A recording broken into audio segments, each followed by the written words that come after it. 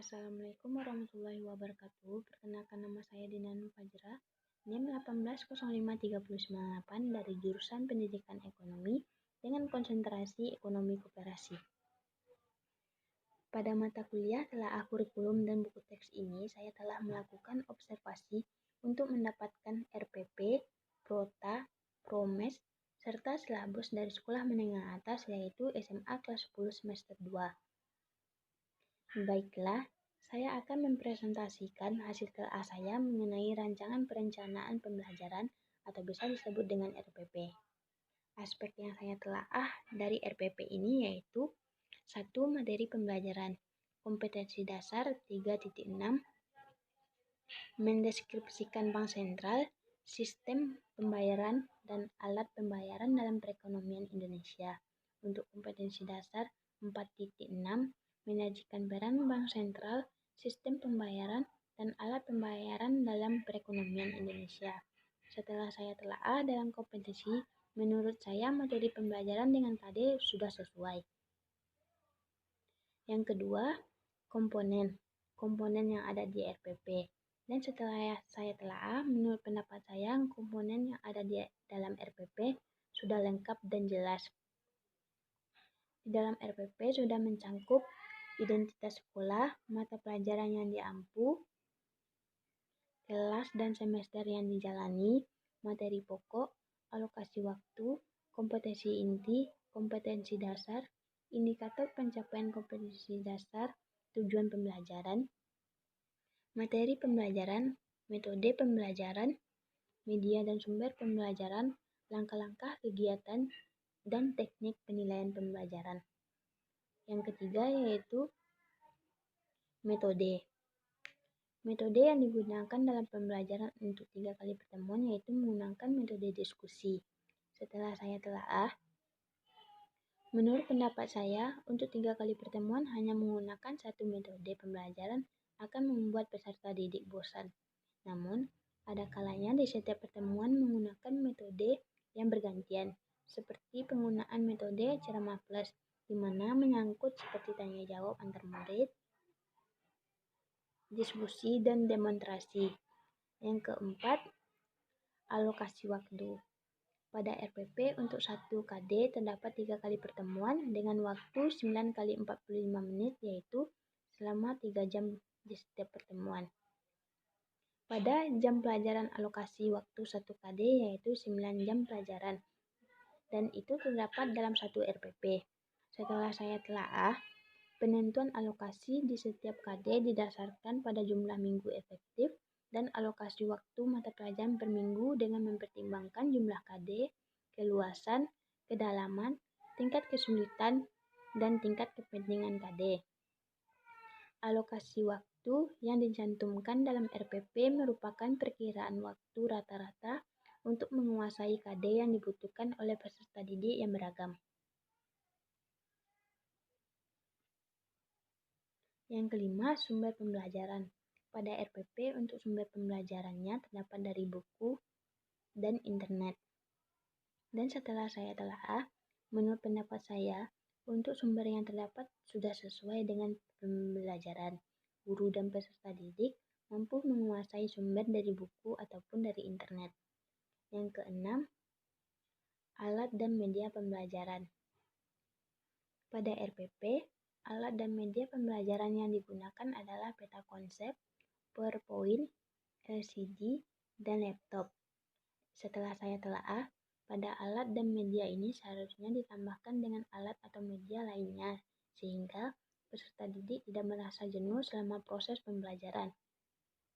Dan menurut saya, pada media dapat ditambahkan menggunakan media grafis seperti permainan Mix and Match, atau mencari pasangan di mana bisa membuat peserta didik menguasai dan memahami materi pembelajaran. Yang ketujuh, kegiatan pembelajaran.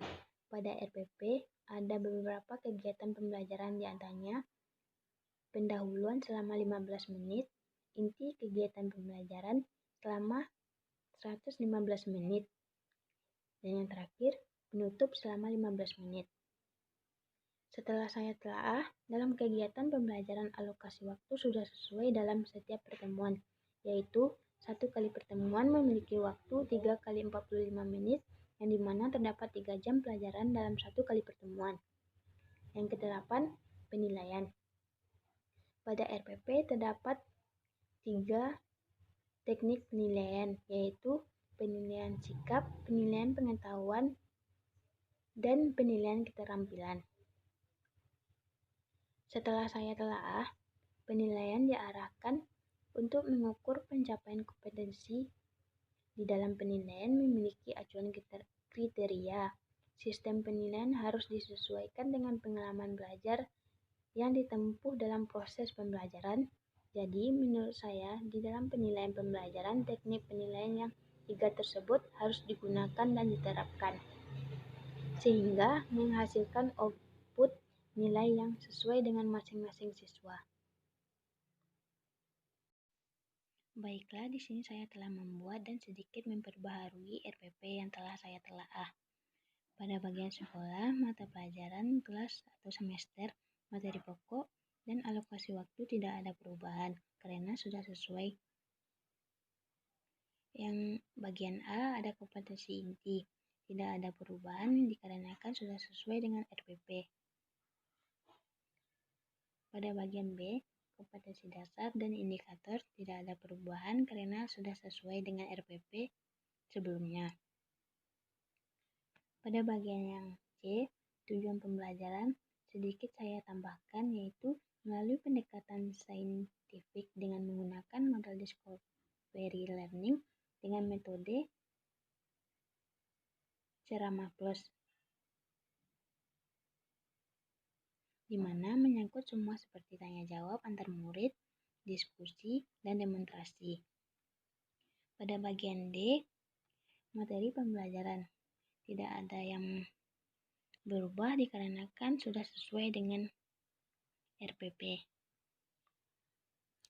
Pada bagian E, ada pendekatan dan metode pembelajaran.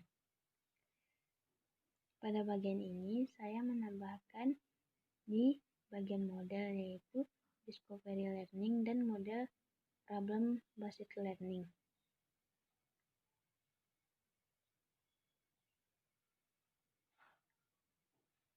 Dan sedikit menambahkan pada metode, yaitu metode ceramah plus.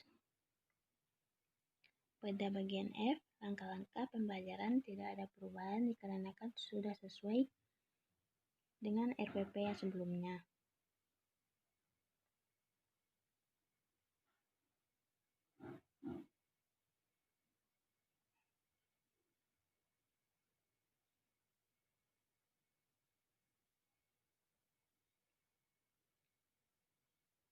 Dan untuk penilaian, tidak ada perubahan dikarenakan teknik penilaian dan bentuk penilaian, serta instrumen penilaian dan alat penilaian sudah sesuai dengan RPP. Yang kedua, alat atau bahan dan sumber belajar. Pada alat dan bahan, saya menambahkan media grafis seperti permainan mix and match. Dan untuk sumber belajar sudah sesuai dengan RPP. Baiklah, sekian presentasi telaah yang dapat saya sampaikan. Jika ada saran, tambahan, atau yang lainnya, langsung saja pada kolom komentar. Saya akhiri. Wassalamualaikum warahmatullahi wabarakatuh.